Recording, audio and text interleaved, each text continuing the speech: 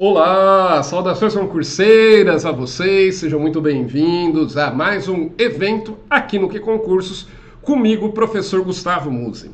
Mais um evento aí de Direito Constitucional, não é isso? Para quem não me conhece, meu nome é Gustavo Musi e eu sou professor aqui, entre outras disciplinas de Direito Constitucional aqui no Que Concurso e sou auditor fiscal da Receita Federal. E o tema que eu escolhi hoje é um tema importante, especialmente para concursos, né, na área aí de tribunais, que tá lá na sua tela, Poder Judiciário, ok? Obviamente, nós não vamos esgotar o assunto, muito longe disso. Nós vamos aqui apresentar, vamos dizer assim, uma introdução sobre isso, sobre, vamos dizer, o que a Constituição fala, né, de forma inicial sobre o Poder Judiciário, tá certo? Porque Poder Judiciário mesmo é matéria aí para várias horas de aula estudando sobre o assunto. Mas aqui eu quero falar um pouquinho com você sobre a organização do Poder Judiciário, que é uma visão geral que é importante que você tenha, antes de começar a estudar a matéria propriamente dita. Eu sempre digo para os meus alunos que a melhor forma de você estudar qualquer assunto é você partir do genérico para o específico. Primeiro tendo uma visão geral, para depois poder entrar nos detalhes. Então, no caso do Poder Judiciário, essa visão geral que eu vou trazer aqui para você, ela é importante para que você possa entender depois as demais disposições constitucionais, tá certo? Vamos começar? Vamos lá então? Então tá lá, coloquei para você, ó. Poder Judiciário. O Poder Judiciário é uma das três divisões do poder estatal, conforme o artigo 2º da Constituição Federal. O artigo 2º da Constituição Federal diz: são poderes da União, independentes e harmônicos entre si, o Legislativo, o Executivo e o Judiciário, né? Então, só uma observação que o professor de Direito Constitucional sempre faz, né?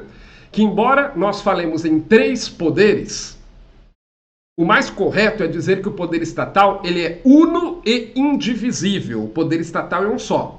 O que existem são três funções do Estado, podemos dizer assim, né? Ou três divisões do poder. Por isso que o mais correto seria falar em função legislativa, função judiciária e função executiva. No entanto, a expressão poder judiciário, poder executivo, poder legislativo é uma expressão que já está consagrada, né? Montesquieu usava essas expressões e isso acabou depois sendo usado aí pelos constitucionalistas em geral. A nossa própria Constituição usa, tá? Só que em prova de direito constitucional é importante você saber, que eu já vi questão de prova perguntando isso, que o poder estatal, na verdade, ele é uno e indivisível. O poder estatal é um só. O que existem são três divisões de funções que acabaram sendo chamadas de poder, né? E todo mundo sabe, poder legislativo, poder executivo e poder judiciário, ok? Além desses três poderes são só esses três.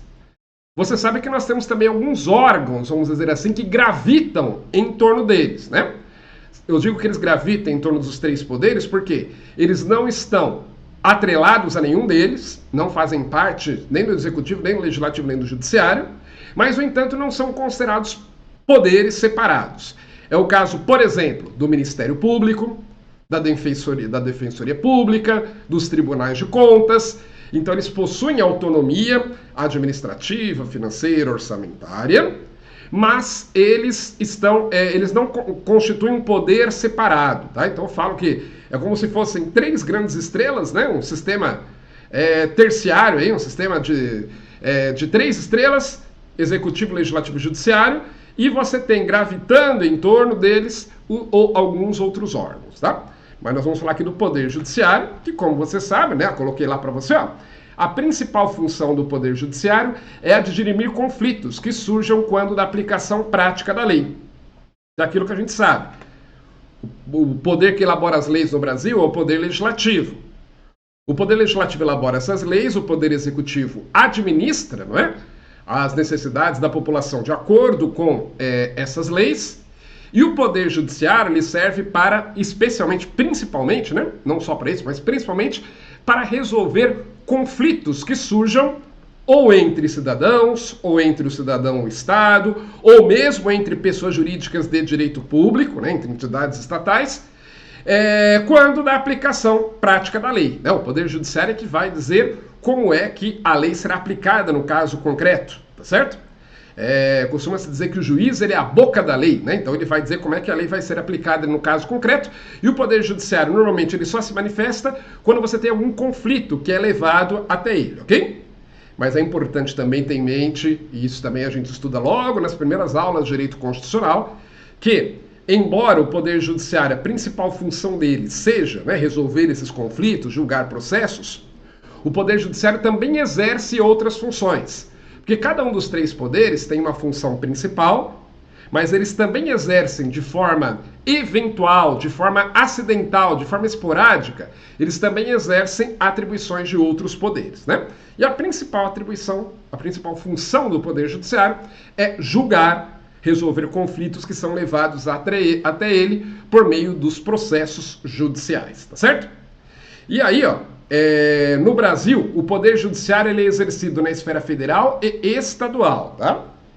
O que acontece? Não existe Poder Judiciário municipal, você deve saber disso. Na esfera municipal, embora a República Federativa do Brasil esteja organizada em 3 níveis, federal, estadual e municipal, na esfera municipal nós não temos Poder Judiciário. Na esfera municipal só temos Poder Executivo e Poder Legislativo, tá?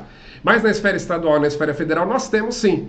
Na esfera federal e na esfera estadual nós temos executivo, legislativo e judiciário para cada uma dessas esferas. Então nós temos um poder judiciário federal, a gente já vai ver aqui uma representação do poder judiciário. Nós temos o poder executivo, os tribunais federais, temos os tribunais também estaduais, tá? Professor, por que nós não temos poder judiciário municipal? Porque primeiro que historicamente, né, o Brasil nunca teve. E segundo, que provavelmente, na visão do Constituinte, né, que elaborou a Constituição de 1988, a criação de um poder judiciário municipal, além de onerar, né, que oneraria os municípios em geral, também poderia representar uma proximidade muito perigosa entre o poder judiciário, por exemplo, e o poder executivo ou legislativo, especialmente em municípios pequenos, né? Em que a gente sabe, por exemplo, que a caneta do prefeito tem um poder muito maior do que aquilo que está institucionalizado, né? Costuma-se dizer, né, que na cidade pequena tem 3 autoridades, prefeito, o padre e o delegado, né?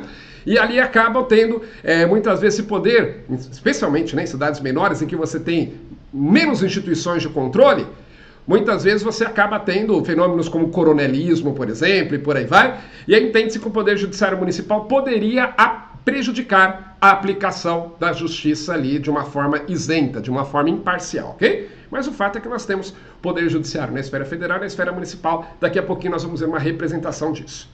Aí tá lá. Aí nós vamos para o artigo 92 da Constituição Federal, que ele vai trazer os órgãos que compõem o Poder Judiciário. E o artigo 92 da Constituição diz: são órgãos do Poder Judiciário. Tudo isso aqui está dentro do Poder Judiciário, tá? Primeiro, o Supremo Tribunal Federal, o STF, né, que é a nossa Suprema Corte. Nós vamos falar daqui a pouquinho dessa estrutura aqui, mas o STF, ele, além de resolver, né, em última instância, os casos que são de sua competência e outras competências previstas lá na Constituição Federal, lá no artigo 102, ele também acaba sendo o guardião da Constituição, usando um termo que a própria Constituição Federal usa, tá? Aí abaixo não, mas no mesmo nível do STF, só que aí exercendo funções administrativas. Nós temos o CNJ, o Conselho Nacional de Justiça. Ele funciona como órgão de controle do Poder Judiciário, exercendo funções administrativas como, por exemplo, definindo metas, né, para juízes de julgamento, definindo ali atribuições administrativas, uniformizando atribuições administrativas. O CNJ está no mesmo nível do STF, só que o CNJ ele não se manifesta sobre questões processuais. Aí nós temos também o Superior Tribunal de Justiça, o STJ, né, que também nós vamos ver que esses tribunais todos superiores têm sede lá em Brasília. O que mais? O Tribunal Superior do Trabalho, o TST, os Tribunais Regionais Federais e Juízes Federais. Daqui a pouquinho nós vamos ver uma representação de todos esses órgãos aqui. Os tribunais e juízes do trabalho, né, a chamada justiça trabalhista, os tribunais e juízes eleitorais, os tribunais e juízes militares, os tribunais e juízes dos estados e do Distrito Federal e territórios, tá certo? Lembrando, cada estado também tem a sua justiça, mas no caso do Distrito Federal, tanto o seu poder judiciário como o seu Não, o seu Poder Judiciário, o Ministério Público também. O Poder Judiciário e o Ministério Público são organizados pela União, no caso do Distrito Federal, tá? Os estados, os demais estados têm sua própria justiça. Parágrafo 1º. O Supremo Tribunal Federal, o Conselho Nacional de Justiça e os tribunais superiores têm sede na capital federal. Daqui a pouco vamos ver o que são esses tribunais superiores. Mas aqui está dizendo que o STF, o CNJ e os tribunais superiores têm sede lá em Brasília, na capital federal. E aí o parágrafo 2º diz que o Supremo Tribunal Federal e os tribunais superiores têm jurisdição em todo o território nacional. Isso quer dizer que o Supremo Tribunal Federal e os tribunais superiores, eles recebem processos do Brasil todo para julgar, ok? E aqui eu fiz uma possível representação... antes disso. Além desses órgãos citados no artigo 92, tá certo? Que são esses que nós vimos aqui, a Constituição Federal prevê ainda a criação de juizados especiais e de justiça de paz. Aqui já vou adiantar para você que é uma questão tanto quanto polêmica, se os juizados especiais e as turmas recursais, que são os que julgam os recursos dos juizados especiais, se constituem ou não órgãos do Poder Judiciário, tá? Para mim e para a maioria dos constitucionalistas, sim. Só que a VUNESP, ela já, por exemplo, colocou uma questão de prova dizendo que não faziam parte do Poder Judiciário porque não estavam no artigo 92. De fato, aí não fala dos tribunais, dos juizados especiais, diz que os estados e a própria União também criarão, né, esses juizados especiais, mas não coloca eles no artigo 92. Então a VUNESP diz, então não é órgão do Poder Judiciário. Na verdade, acaba sendo sim. Por quê? Porque eles também julgam o processo, eles também fazem coisa julgada, a decisão deles tem o mesmo peso de uma decisão, né, de uma justiça comum, tá certo? Só são ali alguns processos que, por serem mais simples, vão para esses juizados especiais. No entanto, né, na prova, a VUNESP já teve questão de prova que ela dizia que não fazia parte. Eu não me lembro, muitos alunos entraram com recurso à época, não me lembro se ela acabou mudando o gabarito, tá? Eu, de qualquer forma, né, numa questão de prova, eu diria que são, sim, órgãos do Poder Judiciário, certo? Mas em relação a isso, tá lá, a Constituição Federal prevê ainda a criação de juizados especiais, competentes para a conciliação, o julgamento e a execução de causas cíveis de menor complexidade e infrações penais de menor potencial ofensivo, mediante os procedimentos oral e sumaríssimo. Então a ideia desses juizados especiais é que eu tenha tanto juizados especiais cíveis como criminais. Os juizados especiais cíveis vão julgar as causas cíveis de menor complexidade, por exemplo, de menor valor ou de assuntos que são mais fáceis de serem julgados, e os juizados especiais criminais vão cuidar das infrações penais de menor potencial ofensivo, tá? E aí nós temos juizados especiais, que são a primeira instância, e temos também as turmas recursais, que julgam os recursos dos juizados especiais. E a Constituição Federal prevê ainda a criação de, no inciso 2 aí, ó, justiça de paz remunerada, composta de cidadãos eleitos pelo voto direto, universal e secreto, com mandato de 4 anos e competência para, na forma da lei, celebrar casamentos, verificar de ofício ou em face de impugnação apresentada o processo de habilitação ao casamento e exercer atribuições conciliatórias sem caráter jurisdicional, além de outras previstas na legislação. Então prevê aí os chamados juízes de paz. A principal função do juiz de paz é celebrar casamentos, tá? Mas não é só isso não. Ele também cuida da parte ali da habilitação ao casamento, né? Aliás, hoje celebrar casamento pode ser delegado pelo juiz de paz. Por exemplo, sei lá, o pastor, o padre, né? Ele pode ir lá celebrar o casamento. Mas antes disso, antes da celebração do casamento, para que ele tenha validade jurídica, para que ele tenha validade perante o direito civil, tem que ser feito o processo de habilitação dos nubentes, dos noivos, em que ali eles vão apresentar os documentos, vai ser proclamado, se não me engano, com 15 dias de antecedência, um período de antecedência que eu não me lembro qual, é que eles irão se casar. Se alguém apresenta alguma, né, impugnação, sei lá, o cara já é casado, vai casar de novo, né? Então, inclusive isso é dado publicidade e as pessoas podem questionar, tá certo? Então, o juiz de paz que também cuida dessa parte prévia ao casamento, que é a habilitação. Mas, na verdade, ele tem esse nome, juiz de paz, por quê? Porque uma outra função dele também é realizar ali conciliações. Procurar ali, né, ser um mediador e resolver ali conflitos sem que as pessoas precisem recorrer ao judiciário, tá? Então duas pessoas não chegam a um acordo e corre o risco ali de ter uma demanda judicial, elas podem, se quiserem, não é obrigatório, mas elas podem procurar um juiz de paz para ele tentar fazer uma conciliação, tá certo? Então, a Constituição Federal prevê que, além desses órgãos aqui que nós vimos, que nós já vamos ver a representação deles aqui, também, né, sejam criados aí juizados especiais, tanto cíveis como criminais, como também justiça de paz. E veja que no caso do juiz de paz, ele é eleito pela população, né? Para um mandato de 4 anos e é remunerado, então é pago aí para o exercício dessa atividade, ok? Continuando aí. Aqui eu vou colocar uma possível representação do Poder Judiciário. Já faço aqui uma observação. Essa é uma das possíveis formas de se representarem aqueles órgãos que estão lá no artigo 92, que nós acabamos de ver, tá? Não é a única forma de representar o Poder Judiciário.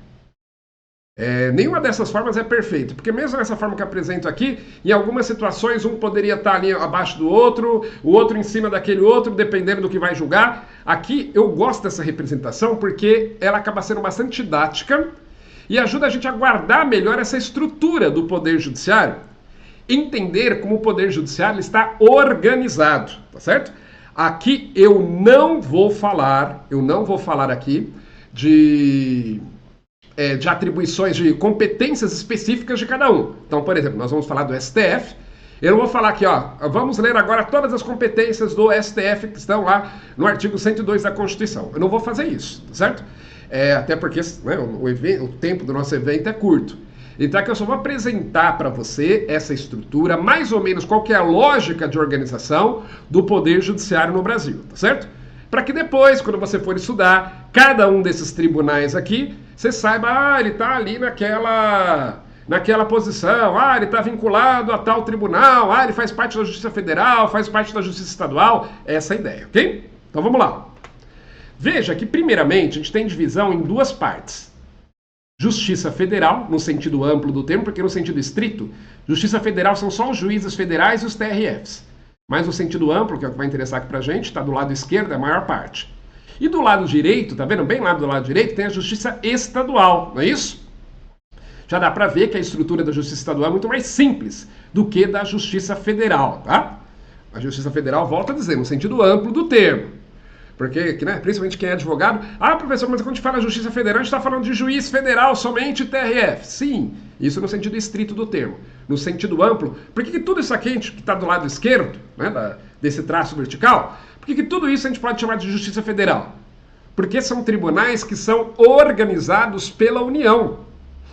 É a União que define a organização desses tribunais. Quando é o caso do Poder Executivo nomear, é o presidente da República que nomeia.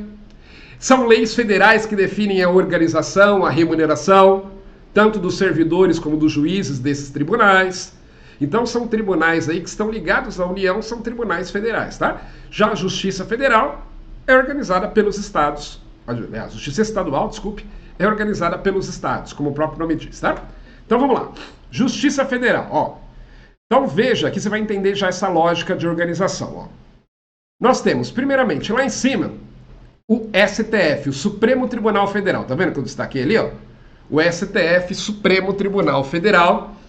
Por que ele tem esse nome? Supremo significa alguém que está acima dos outros. Não tem ninguém acima dele.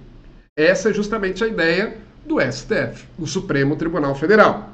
Ele é o órgão máximo da justiça no Brasil, tá? Inclusive até sobre a Justiça Estadual, ele também tem ascendência, que aqui eu coloquei, como eu disse, é uma das formas de representar, tá? Mas, por exemplo, um recurso da Justiça Estadual pode ir para o STJ, pode ir para o STF, mas aqui é uma das formas de representar. O STF ele está no topo de todo o poder judiciário no Brasil, ok? Ele é composto por 11 ministros, né? Aliás, tem uma dica, né? Já deve ter ouvido talvez, para guardar o número de ministros do STF, se bem que a gente ouve tudo isso, toda vez na televisão, acho que meio que guarda por osmose, né? Mas tinha uma dica para guardar antiga. STF significa somos um time de futebol, tá certo? E aí num time de futebol tem 11 jogadores, então no STF também tem 11 ministros, que são nomeados pelo presidente da República com a aprovação do Senado Federal. E para ser nomeado, para ser indicado para o STF, tem que ser uma pessoa de notório conhecimento jurídico, de grande conhecimento jurídico e de reputação ilibada, ou seja, uma pessoa que tem uma reputação acima de qualquer suspeita e que tenha, claro, grande conhecimento jurídico, tá? Não precisa ser juiz para ser nomeado ministro do STF, tá? Pode ser advogado, por exemplo, pode ser membro do Ministério Público. Aliás, nós já tivemos, mas isso lá no século XIX, numa época em que você não precisava nem ser formado em direito para exercer a advocacia. Muito antigamente, né? Porque você não tinha advogados suficientes, né? No Brasil, então permitia-se que quem não fosse advogado, quem não tivesse o curso de direito, exercesse a advocacia, ele começava, né, como auxiliar de um advogado e depois ia pegando experiência. Eram chamados rábulas, nome engraçado, né? Um rábula era um advogado que não tinha formação jurídica, tá? Então nós já tivemos, inclusive, um rábula, aliás, acho que 2, se eu não me engano. Não, bom, tenho certeza de um. Um rábula, pelo menos, foi indicado para o STF lá no século XIX, lá no comecinho do STF, logo após a Constituição de 1891. Ele não era formado em direito, era formado em medicina, mas que exercia a advocacia na prática, né? E aí acabou sendo indicado na época para o STF. Hoje, claro, né, que não se cogita isso. Tem que ser alguém, no mínimo, né, formado em direito e que tem ali uma história que demonstra que ele tem notório saber jurídico. Mas vamos lá. Então, aqui para ser ministro do STF, aqui o STF, né, lá em cima, é o órgão máximo da justiça. E o STF também é o guardião da Constituição. É ele, por exemplo, que julga ações diretas de inconstitucionalidade, ações declaratórias de constitucionalidade que questionam a constitucionalidade de alguma lei ou ato normativo. Muito bem. Aí veja que está ao lado do STF, inclusive eu coloquei na mesma cor, o CNJ, tá vendo agora ali, ó? O Conselho Nacional de Justiça, o CNJ. Só que veja que o CNJ, vamos voltar aqui no STF, ó, o CNJ não está ligado aqui aos demais, né? Ele está meio que separado. Por quê? Porque o CNJ, ele tem, eu já falei isso para você no comecinho aqui do evento, ele tem uma função administrativa, tá? O Conselho Nacional de Justiça, ele não julga processos. Então, se você perder um processo, sei lá, numa determinada instância, o advogado não vai dizer, não, fique tranquilo que nós vamos recorrer ao CNJ e o CNJ vai rever a questão. Não. Você pode até sim fazer petições para o CNJ, pode apresentar denúncias para o CNJ, mas são questões administrativas, tá certo? Sei lá, imaginar um juiz, por exemplo, que não esteja tratando adequadamente as partes na audiência, né? Esteja agindo ali de forma ríspida, de forma inadequada, esteja sendo mal educado, tá certo? Ou mais do que esteja ofendendo as partes na audiência, aí você pode fazer uma reclamação para o CNJ, porque é uma questão administrativa, não é uma questão do julgamento do mérito do processo em si. E aí o CNJ, ele também vai ter ascendência sobre todos os outros tribunais, menos o STF, tá? O CNJ ele é formado aí por 15 membros, a maior parte são sim do Poder Judiciário, mas você também tem representantes de advogado, da advocacia, você tem também representantes da sociedade civil. Tá. Então esses dois lá em cima, o STF, Supremo Tribunal Federal, né, sendo um tribunal de fato, e o CNJ, Conselho Nacional de Justiça, exercendo aí o controle interno, podemos dizer assim, do Poder Judiciário.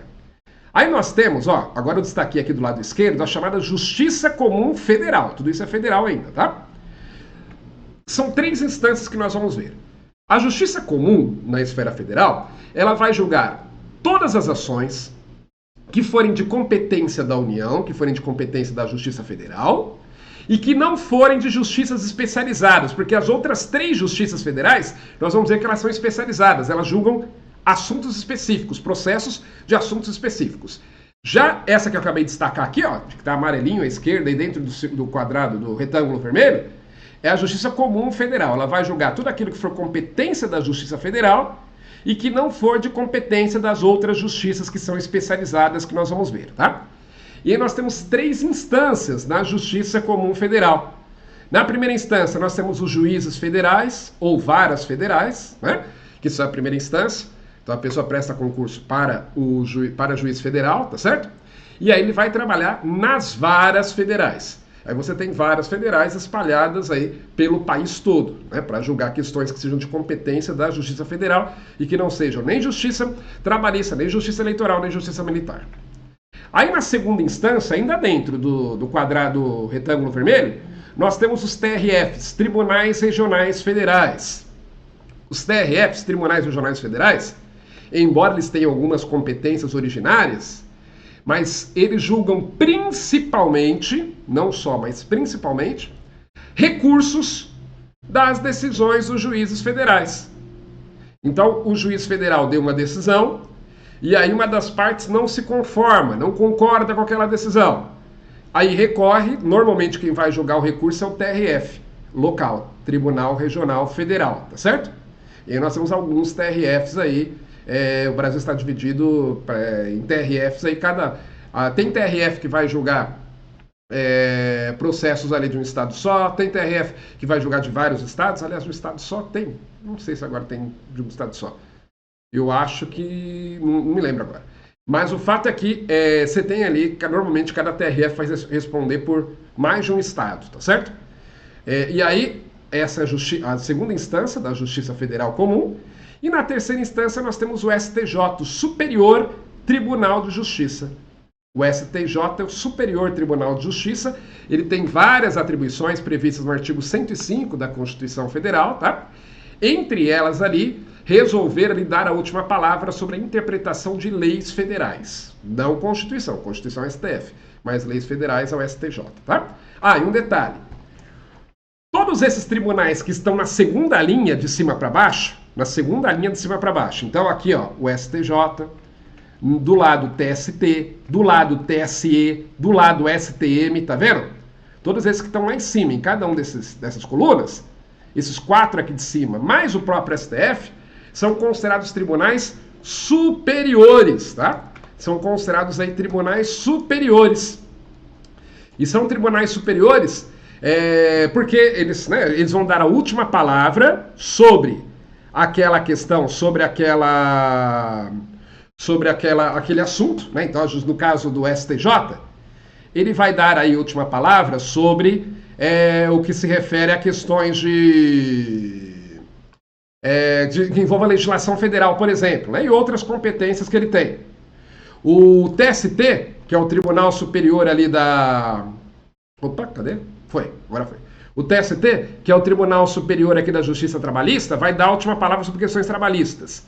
O TSE, que é da Justiça Eleitoral, sobre questões eleitorais, tá? E o STM, a última palavra sobre questões militares ali, tá certo? A última palavra, desde que não envolva questões constitucionais, senão o STF pode entrar na jogada, né? Mas o fato é que a Justiça Comum Federal é esse que está aí dentro do retângulo vermelho. São 3 instâncias, né? Juízes federais, TRF e STJ, ok? Aí do lado, vamos passar para o lado agora aqui, ó. Nós temos a Justiça Trabalhista ou Justiça do Trabalho. A Justiça Trabalhista ou Justiça do Trabalho, como o próprio nome indica, ela julga questões trabalhistas. Ela julga, então, conflitos entre empregadores e empregados no que se refere à aplicação da lei trabalhista.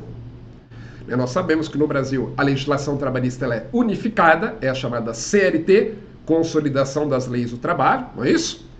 E aí toda empresa tem que seguir a CLT ali quando contrata o empregado, né? É verdade que também há os acordos, as convenções coletivas, mas eles normalmente vão ampliar os direitos dos trabalhadores.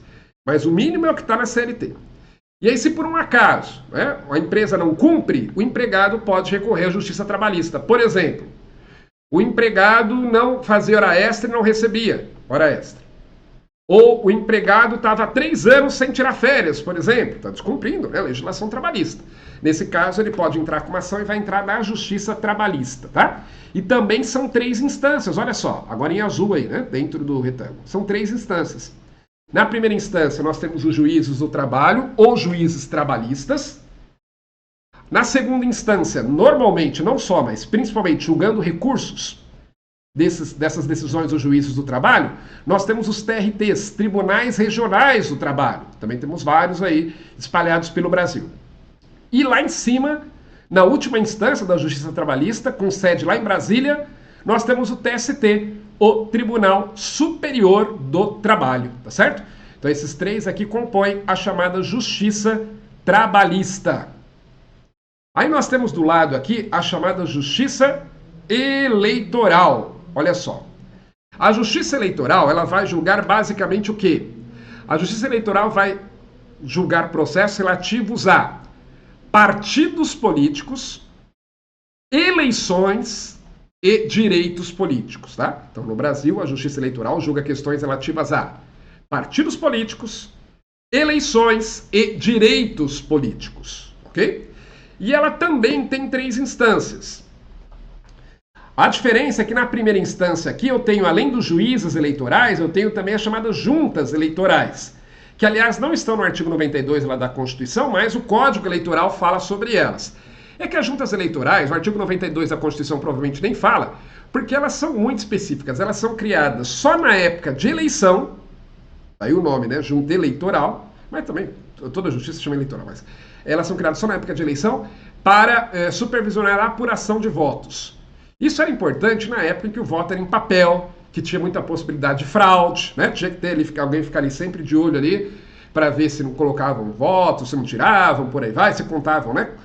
De forma adequada, de forma correta. Então você ainda tem essas juntas eleitorais. É que hoje a função delas está bastante esvaziada. Além dos juízes eleitorais. E aqui uma curiosidade. Não existe concurso para juiz eleitoral. Tem concurso para juiz do trabalho, né, aqui na primeira instância. Tem concurso para juiz federal. Agora não tem concurso para juiz eleitoral. Por quê? Porque, na verdade, as funções de juízes eleitorais são exercidas por juízes estaduais que acumulam com a função de juiz eleitoral. Por uma razão muito simples. Os juízes eleitorais, eles são juízes eleitorais o tempo todo. Só que eles trabalham principalmente na época de eleição. Especialmente eleição municipal. Então imagine, se prestar um concurso para trabalhar só, né, nas eleições municipais, praticamente, só de 4 em 4 anos, não faria sentido. Então, o juiz eleitoral, ele não presta concurso para juiz eleitoral, ele presta concurso para juiz de direito, juiz estadual, mas ele acumula também com a função de juiz eleitoral, tá? Nem todo juiz de direito é juiz eleitoral, mas todo juiz eleitoral também é um juiz de direito. Aí nós temos, na segunda instância da Justiça Eleitoral, os TREs, Tribunais Regionais, aliás, Eleitorais, está escrito errado, tá? A sigla está certa, o nome está errado. É que eu copiei e colei e esqueci de mudar. TRE são os Tribunais Regionais Eleitorais. Tribunais Regionais Eleitorais. E aí cada estado no Brasil tem o seu TRE. Todo estado tem, incluindo o Distrito Federal, então nós temos 27 TREs, tá certo? E acima dos TREs, nós temos os TSEs. Temos o TSE, o Tribunal Superior Eleitoral, que assim como todos os outros tribunais superiores, assim como todos os outros que estão no mesmo nível que ele, tem sede lá em Brasília e jurisdição em todo o território nacional, tá certo? No caso do TSE, são 7 ministros que compõem o tribunal, ok? Muito bem. Aí, além aí dos ministros, além da Justiça Eleitoral, né, já falamos aqui da Justiça Comum, Federal, Justiça Trabalhista, Justiça Eleitoral, temos também a Justiça Militar. A Justiça Militar, também chamada de Justiça Castrense, também, a Justiça Militar, ela vai julgar especialmente militares por infrações militares, tá? Então, se um militar estiver sendo acusado de praticar uma infração militar, não uma infração comum. Por exemplo, se um militar está sendo acusado de homicídio, ele vai ser julgado pela justiça comum. Porque homicídio não é uma infração militar, né? Uma infração militar é aquela que só os militares estão sujeitos, só os militares podem praticar. São previstas nas leis militares, né? Por exemplo, dormir em serviço. Se você dorme em serviço na sua empresa, pode ser mandado embora, por justa causa até. Mas não é crime, né? Ou, por exemplo, não bater continência para o superior. Estou dando alguns exemplos aí de infrações militares, tá certo? E aí os militares serão julgados, né, por prática de infrações militares junto à Justiça Militar, junto à Justiça Castrense, tá? E aí lá em cima nós temos o STM, o Superior Tribunal Militar, lá no topo da Justiça Militar. E aí veja que aqui abaixo eu coloquei organização conforme dispuser a lei. Porque o artigo 124, parágrafo único da Constituição Federal, ele diz isso. Enquanto, né, nos demais ramos ali do Poder Judiciário, a Constituição define o que são, como é que vão ser compostos os tribunais e por aí vai, no caso da Justiça Militar, não. No caso da Justiça Militar, a Constituição diz que cabe à lei organizar aí, dizer como vai ser a estrutura da Justiça Militar, tá? Mas também é considerado parte da Justiça Federal no sentido amplo do termo, ok? Então esses 3 aqui, ó, tudo isso faz parte da chamada Justiça Federal no sentido amplo do termo, né? Lembrando que lá em cima eu tenho o Supremo Tribunal Federal, o STF. Do lado do STF, mais com atribuições aí administrativas e de controle, nós temos o CNJ, o Conselho Nacional de Justiça, E depois temos os tribunais e juízes, e aí organizados em 3 grandes categorias: Justiça Comum Federal, Justiça Trabalhista, Justiça Eleitoral e Justiça Militar.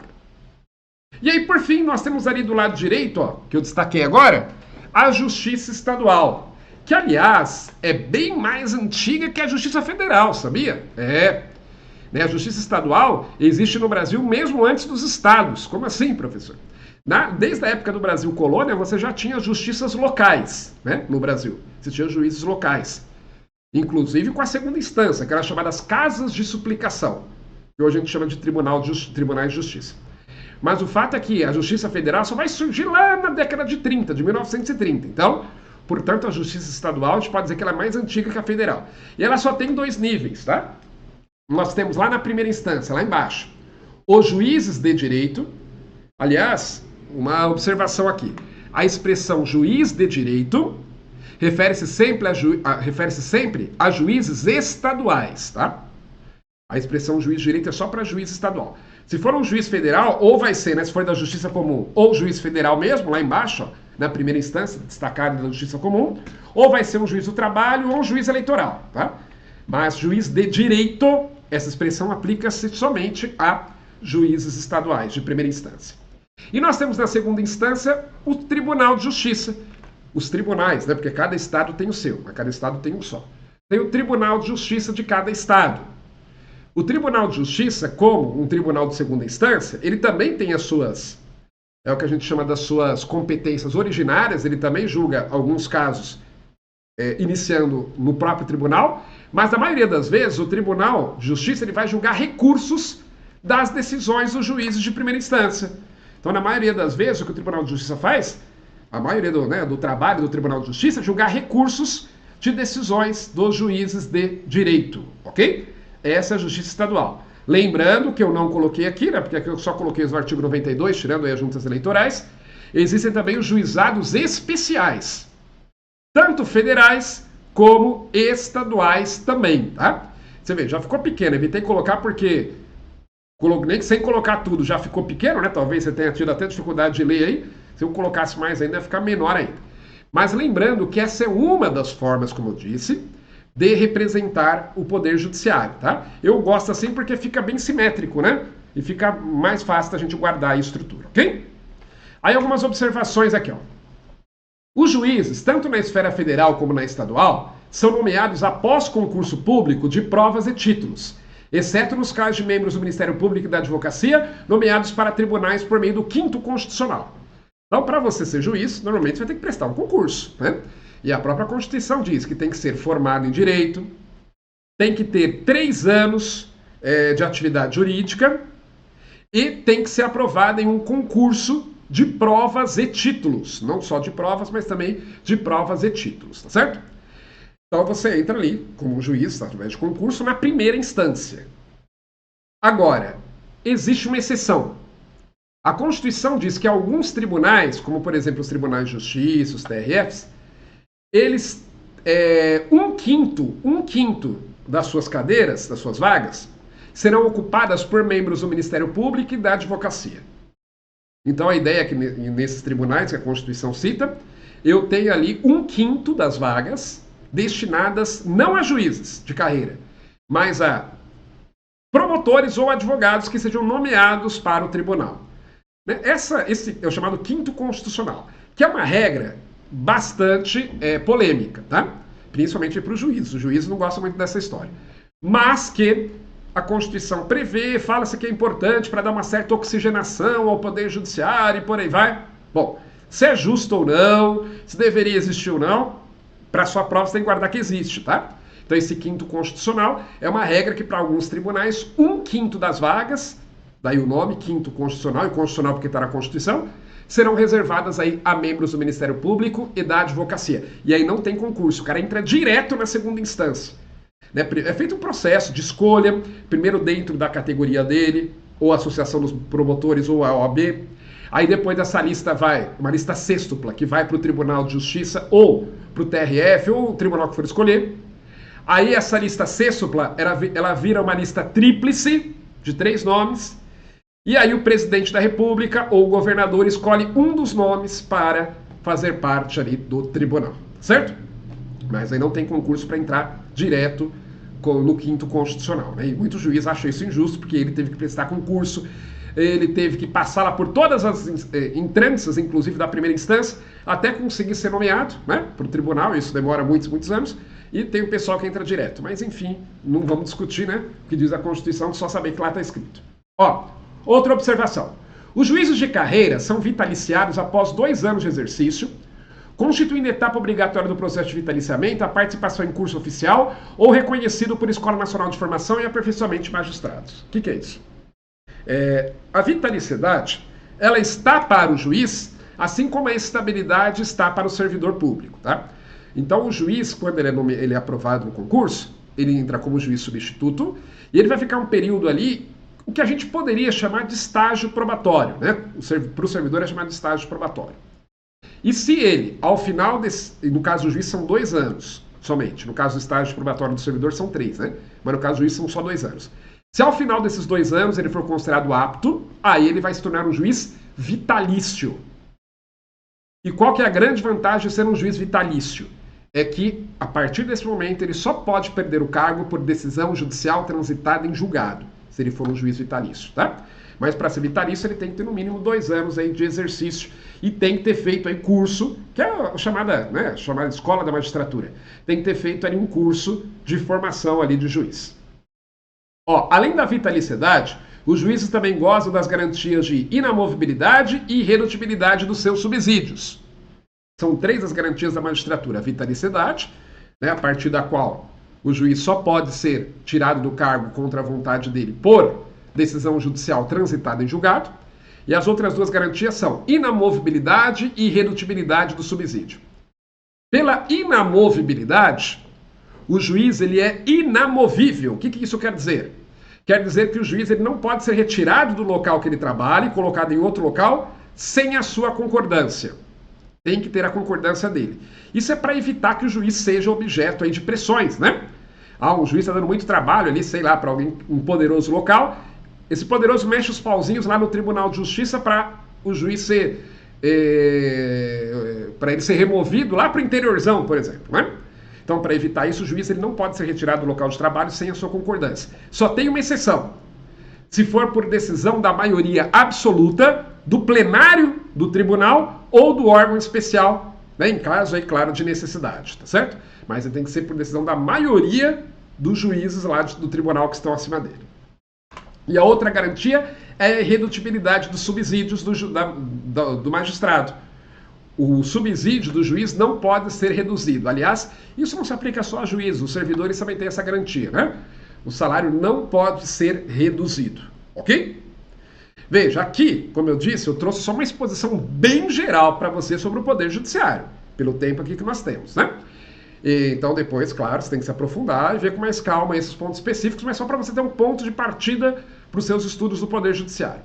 E para finalizar, né, claro, nós estamos aqui no Que Concursos, não pode faltar uma questãozinha de concurso que eu trouxe para nós fazermos juntos, ó, para a gente ver como é que esse tipo de assunto pode ser cobrado na sua prova. Então a questão está lá na sua tela, diz o seguinte, ó. Sobre a estrutura do Poder Judiciário e a respectiva jurisdição, assinale a alternativa correta à luz da previsão expressa do artigo 92 da Constituição Federal de 1988. A. O Tribunal Federal de Recursos tem sede na capital federal e jurisdição sobre todo o território nacional. B. O Conselho Nacional de Justiça e os tribunais superiores são considerados órgãos do Judiciário e têm sede na capital federal. C. A Justiça de Paz está expressamente prevista como órgão do Poder Judiciário. D. O Conselho Nacional de Justiça é considerado órgão do Poder Judiciário com sede e jurisdição equivalentes às dos tribunais regionais federais. E a alternativa é: a Justiça Desportiva é considerada órgão do Poder Judiciário com autonomia e âmbito nacional de jurisdição. E aí, qual alternativa você assinalaria? A, B, C, D ou E? Se uma questão como essa aí caísse na sua prova, qual dessas você marcaria? Vamos ver juntos? Vamos fazer juntos? Vamos lá, vamos ver alternativa por alternativa. Ó, alternativa A. O Tribunal Regional Federal tem sede na capital federal e jurisdição sobre todo o território nacional? Errado. Não existe Tribunal Federal de Recursos, tá? É Tribunal Federal de Recursos, não existe. Ele existia. Antes da Constituição de 88 tinha um tribunal com esse nome, mas a gente fala que ele foi transformado no STJ, né? Porque mudou-se o nome e as atribuições mudaram um pouco também, tá? Mas Tribunal Federal de Recursos não existe mais. Então a alternativa A está errada. B. O Conselho Nacional de Justiça e os tribunais superiores são considerados órgãos do Judiciário e tem sede na capital federal? Tá certo, tá correto é saber. Né? O CNJ e os tribunais superiores são órgãos do Judiciário, sim. Eles estão lá naquele desenho que eu fiz, né? Tá lá, ó. Ó o CNJ lá em cima, tá certo? E os tribunais superiores são todos eles dessa linha, esses dessa linha de baixo aí. STJ, TST, TSE e o STM. E de fato, a própria Constituição diz isso. Eles são, além de serem órgãos do Poder Judiciário, têm sede na capital federal, tá? C. A Justiça de Paz está expressamente prevista como órgão do Poder Judiciário? Não. E aí a gente tem que ver justamente a lógica da VUNESP, né, que eu já falei para você. Ah, mas a Constituição fala que vai ser criada a Justiça de Paz. Sim, mas não está lá no artigo 92 da Constituição, então a VUNESP considera que não é órgão do Poder Judiciário, tá certo? Então a Justiça de Paz não é expressamente, né, porque eu uso o termo expressamente, né? Não é expressamente prevista como órgão do Poder Judiciário, não. D. O Conselho Nacional de Justiça é considerado órgão do Poder Judiciário, tá certo? Concede jurisdição equivalente aos tribunais regionais federais? Não, né? É porque Tribunal Regional Federal tem sede local, quem tem sede nacional, quem tem sede lá em Brasília, aliás, é o STJ, né? Dentro da Justiça Federal Comum. E o CNJ fica lá em Brasília. E segundo, que a jurisdição não é equivalente dos TRFs, não. O CNJ ele tem jurisdição. Aliás, ele não tem jurisdição, né, no sentido técnico do termo, porque não julga processo. Mas ele pode julgar questões do Brasil todo, administrativas, do CNJ. Já o TRF ele vai julgar os processos daquela região, porque ele é regional, Tribunal Regional Federal. E o CNJ é nacional. Então a D está errada. E a alternativa é: a Justiça Desportiva é considerada órgão do Poder Judiciário com autonomia e âmbito nacional de jurisdição? Não. A Justiça Desportiva não é órgão do Poder Judiciário. A Justiça Desportiva é, na verdade, o que a gente chama de um tribunal arbitral. É um órgão, uma entidade privada, não é pública, e que resolve conflitos entre os seus membros, tá? Então, os clubes de futebol criaram a Justiça Desportiva para resolver ali, né, os conflitos entre eles, mas não faz parte do Poder Judiciário, não, tá certo? Tanto é que um clube, se quiser, ele pode se sentir prejudicado, ele pode recorrer lá à justiça mesmo, ao Poder Judiciário, né? Mesmo tendo recorrido à Justiça Desportiva, tá? Então a Justiça Desportiva não é considerado órgão do Poder Judiciário, não! Muito bem, com isso então chegamos ao final aqui do nosso evento de hoje, em que falamos um pouquinho aqui sobre organização do Poder Judiciário, uma visão geral, né, para você, de como o Poder Judiciário está estruturado no Brasil. Se você gostou do evento, não deixa aí de dar o seu joinha, tá certo? Deixa aí o seu like. E se você ainda não é inscrito no nosso canal, se inscreva, assine lá o sininho para você receber as atualizações, as notificações dos muitos eventos que o Que Concurso faz para você. Eventos gratuitos aí e de qualidade, tá certo? Então vou ficando por aqui. Um grande abraço, saudações concurseiras para você e até a próxima!